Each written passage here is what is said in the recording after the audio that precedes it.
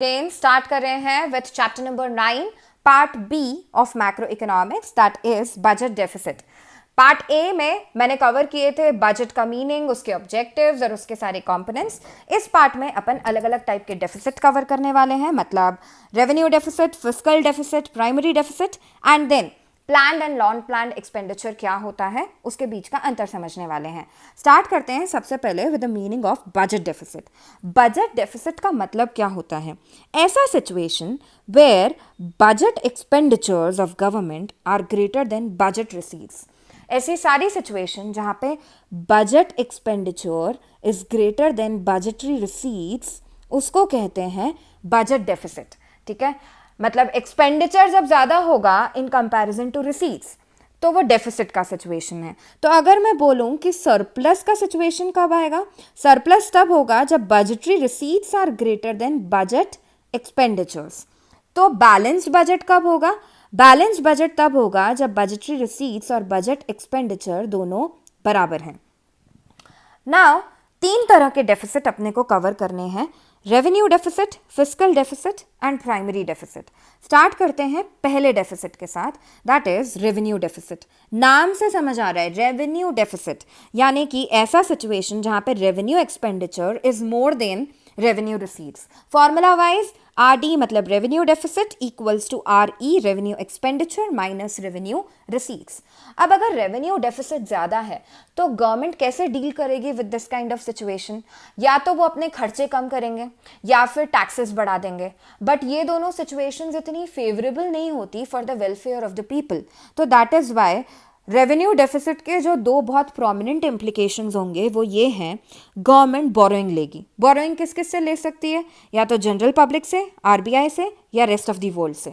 तो this is the first implication of revenue deficit. वो deficit को मीट करने के लिए या तो बोरोइंग लेगी या फिर उनके एसेट कम करेगी, यानी कि डिसइन्वेस्टमेंट करेगी। अपने एग्जिस्टिंग एसेट्स को यानी कि उनके शेयर्स को सेल आउट करके in the open market it will try to generate revenue.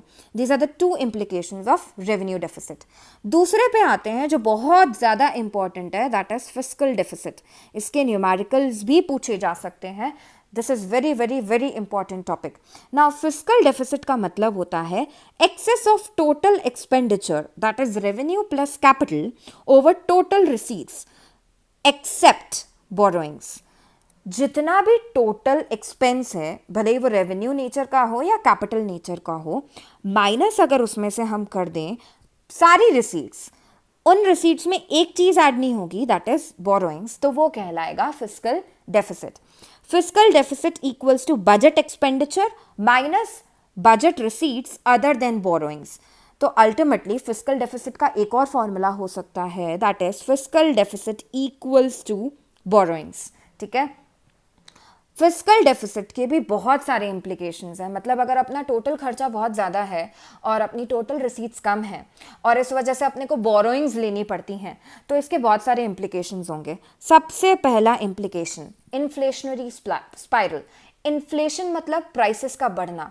Inflationary spiral क्यों होगा फिस्कल डेफिसिट की वजह से? क्योंकि जो भी बोरोइंग्स गवर्नमेंट लेगी वो यूज़ करेगी ऑन एक्सपेंडिचर। ठीक है, एक्सपेंडिचर किस पे किया जाएगा? पब्लिक पे, यानी कि ओवरऑल मनी सप्लाई बढ़ जाएगा इन द इकोनॉमी और इस वजह से लोगों की डिमांड बढ़ जाएगी। डिमांड बढ़ेगी तो prices are going to increase, prices बढ़ेंगी तो इस वजह से वापस से इनकम बढ़ेगी, इनकम की वजह से फिर से डिमांड बढ़ जाएगी। ठीक है, so this will result into a inflationary spiral. दूसरा प्रॉब्लम है या दूसरा इम्प्लीकेशन है of fiscal deficit, that is national debt. हमारा डेट दूसरे कंट्रीज से बढ़ता ही जाएगा और उस डेट पे जो इंटरेस्ट चुकाना पड़ेगा गवर्नमेंट को वो भी बढ़ता जाएगा। यानी कि गवर्नमेंट को लोन्स तो लेने ही पड़ेंगे, साथ ही साथ उस पे इंटरेस्ट भी चुकाने पड़ेंगे, जिसका बर्डन हमको फ्यूचर ईयर्स में झेलना पड़ेगा। तीसरा है vicious circle of high fiscal deficit and low GDP। एक बहुत बुरे सर्कल में फंस जाएंगे जिसमें high fiscal deficit will follow low GDP and low GDP is going to follow high fiscal deficit. Now क्योंकि high fiscal deficit है तो गवर्नमेंट अपने इन्वेस्टमेंट एक्सपेंडिचर्स यानी कि इंफ्रास्ट्रक्चर पे जो खर्चे सोचे होंगे वो इतने नहीं कर पाएगी। इंफ्रास्ट्रक्चर डेवलप नहीं होगा तो इन्वेस्टमेंट इतना बूस्टअप नहीं होगा इन द इकोनॉमी। इन्वेस्टमेंट इतना नहीं होगा तो अल्टीमेटली लोगों की इनकम कम होगी क्योंकि प्रोडक्शन कम होगा, एंड दैट इज वाई लोगों की इनकम कम तो जीडीपी कम, हाई फिस्कल डेफिसिट की वजह से लो जीडीपी।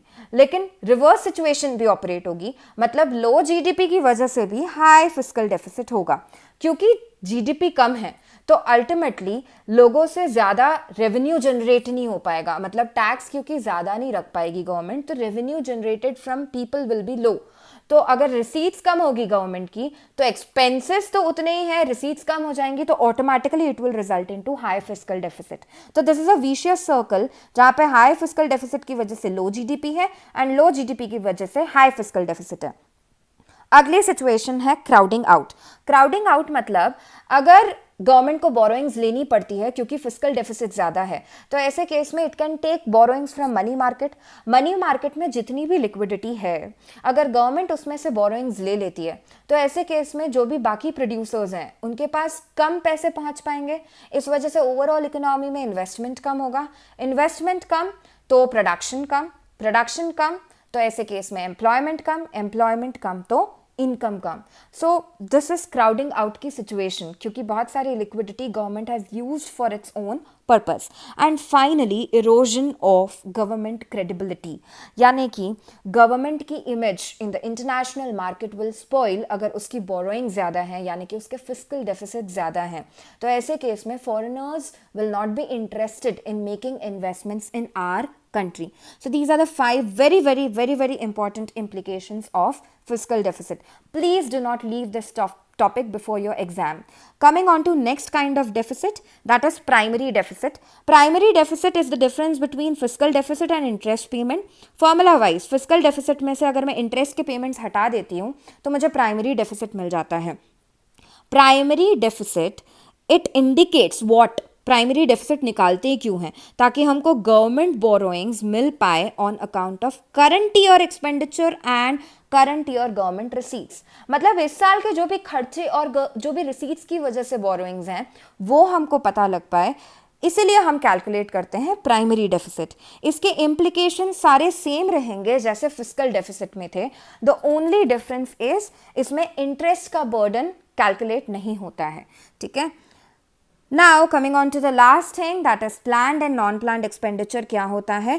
Planned expenditure जैसा कि नाम से समझ आ रहा है that relates to specific plans and programs of development। जो गवर्नमेंट ने सोच रखे थे for development वो सारे plans and programs के लिए जो भी खर्चे किए जाएंगे that is planned expenditure, या फिर assistance of central government to state governments, जो भी असिस्टेंस प्रोवाइड करती है central government to state government वो भी है पार्ट ऑफ प्लान्ड एक्सपेंडिचर।